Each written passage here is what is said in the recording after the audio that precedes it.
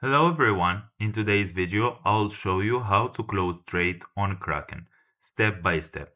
So, let's start with canceling an order that hasn't been filled yet. So, first, open the Kraken Pro website and log in. Next, click on History, then go to the Orders tab.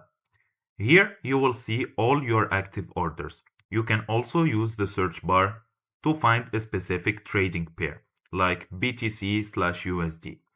Once you find the order you want to cancel, look to the right and click on the close or cancel icon. Then confirm by clicking yes, cancel order, and that order is now closed. Now, if you are already bought crypto and simply want to sell it back for cash, that's not technically closing a position, it's just placing a new trade.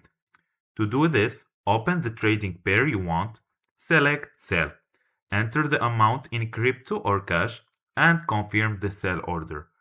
Next, let's talk about closing margin or future position. If you are trading with leverage, go to the trading screen and scroll down to the position section. Here, you will see all your open position. Click the close icon next to the position you want to exit, choose market or limit, review the details, and click confirm. Your position now will be closed. And that's it.